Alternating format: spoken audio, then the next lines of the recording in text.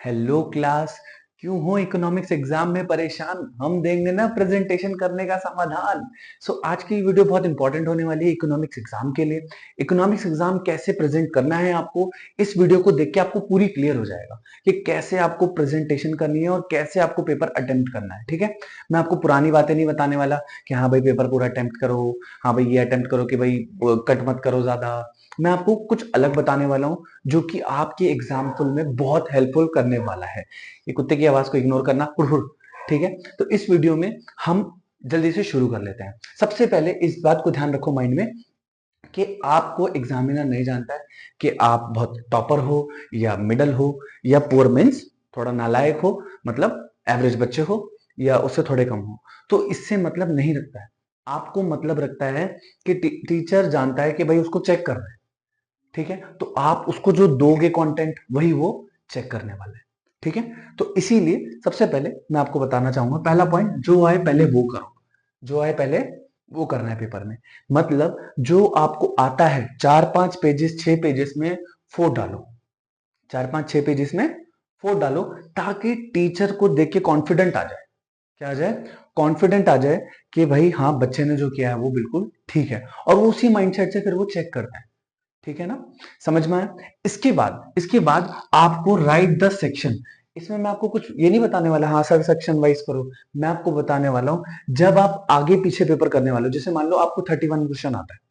ठीक है, आपको 31 का क्वेश्चन नंबर आता है, तो आप क्या करोगे? उस सेक्शन का लिखोगे, क्योंकि मैक्रो इकोनॉमिक्स होती है और एक इंडियन इकोनॉमिक्स है, तो टीचर को कंफ्यूजन हो सकती है चेक करने में। तो अगर आपको आता है पेपर और जो आता है पहले, अगर आप वो कर रहे हो तो सबसे पहले आप सेक्शन लिखना।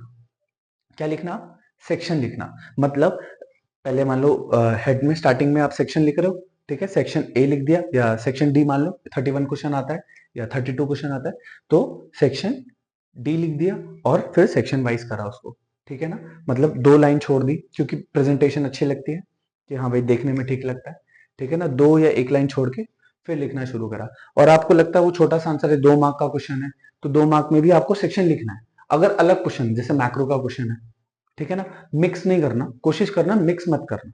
ठीक है, अगर मैक्रो का कर रहे हो तो उसी को ही पहले अटेम्प्ट कर लेना एक बार। फिर इंडियन का कर रहे हो तो इंडियन का उसे पूरा अटेम्प्ट करने के साथ साथ, मतलब जो आ रहा है मैं वो बता रहा हूं आपको। ठीक है ना, जो आ रहा है मतलब उसको सेक्शन वाइज लिखते चले जाना। ठीक है ना, क्योंकि ऊपर सेक्शन लिखना फिर क्वेश्चन करना, ऊपर नीचे से फिर एक सेक्शन लिखा फिर क्वेश्चन किया, लाइन खींच देना बीच में, पेंसिल लेके बैठना, पेंसिल अपना स्केल से उसे लाइन खींच देना ताकि आपकी एक प्रेजेंटेशन नजर आए, क्लैरिटी नजर आए। और तीसरा पॉइंट मैंने इसमें लिख रखा है, चिपका चिपका के मत लिखना। मतलब बच्चे क्या करते हैं ना, बहुत चिपका चिपका के लिख देते हैं। इकोनॉमिक्स का पेपर है यार, डायग्राम अच्छे से नजर आना चाहिए। जैसे डायग्राम भी इधर लिख दिया और चिपका भी रहे और टेबल भी नीचे बना रहे, तो बड़ा खुचुड़ मुचुड़ सा हो जाता है। वो नहीं करना आपको। आपको क्या करना है? आपको थोड़ा डायग्राम ऊपर बनाना है या उसकी एक्सप्लेनेशन नीचे लिखनी है। उसके टेबल, अगर टेबल है तो उसके डायग्राम के साथ में ही टेबल बना देना। ठीक है ना, और फिर उसकी लिखने की जो प्रेजेंटेशन है उसको लिखना उसमें, जो भी उसके डिफरेंसेस है। ठीक है ना, क्योंकि इकोनॉमिक्स के एग्जाम में आ जाते हैं कि भाई पूछ लिया इसका, बताओ सप्लाई और डिमांड के बीच में पूछ लेंगे, रिलेशन पूछ लेते हैं, या सेविंग और ऑटोनॉमस कंजम्पशन के ऊपर पूछ सकते हैं। ये तो माइक्रो इकोनॉमिक्स का हो गया, सॉरी, बट ये उसके ऊपर आता है, सेविंग्स के ऊपर आ जाता है, और क्या नाम है, कंजम्पशन के ऊपर आ जाता है।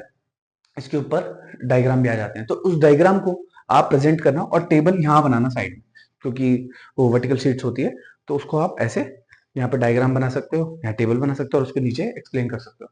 अगर ज्यादा मार्क्स का क्वेश्चन है और अगर मान लो आधी शीट में आपका आंसर हो गया है, मान लो 2 मार्क्स का था या 3 मार्क्स का था, आधी शीट में हो गया, तो अगले क्वेश्चन पेपर में अगर 5 मार्क्स का क्वेश्चन अगर आपको आता है, तो अगले क्वेश्चन आंसर फ्रेश शीट पे पेपर अटेम्प्ट करना।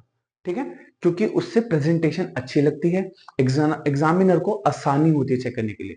समझ में आया? जैसे आप हो, अगर आपको कोई अच्छे से कोई चीज लिखी हुई अगर आपको टीचर समझाता है तभी तो आपको समझ आती है ना। आप खुद सोचो, है ना? तो ऐसे ही टीचर है कि जब आप उसे बहुत अच्छे से समझाओगे तो ही वो आपको मार्क्स देगा। ठीक है, समझ में आया? फिर अगला पॉइंट जो है वो डायग्राम अच्छे से बनाओ, मतलब पेंसिल से डायग्राम बनाओ। किससे बनाओ? पेंसिल से डायग्राम बनाओ और अच्छे से उसको अटेम्प्ट करना।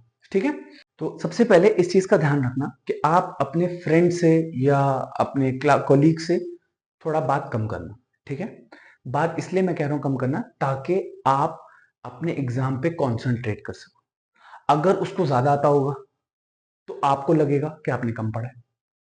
अगर आप उसको कम आता होगा और आपको ज्यादा आता है, तो आप क्या सोचोगे कि मैंने तो ज्यादा पढ़ लिया, तो आप धीरे पढ़ जाओगे। ऐसा नहीं करना, ठीक है। लास्ट टिप जो मैं आपको बताने वाला हूं, इसमें सबसे पहले ये ध्यान रखना, जितना पढ़ लिया है बहुत है। अब आपको कुछ नया नहीं पढ़ना है, सारा रिवाइज करो। आप जितना रिवाइज कर सकते हो उतना अच्छा रहेगा, ठीक है। कमेंट बॉक्स में मुझे जरूर बताना कि आपका पेपर कैसा गया, और जो भी आपका डाउट बने मुझे कमेंट में जरूर बताना, ठीक है। और वीडियो अच्छी लगी हो तो उसको लाइक शेयर एंड सब्सक्राइब करें। मिलता है आपसे नेक्स्ट वीडियो में। जय हिंद।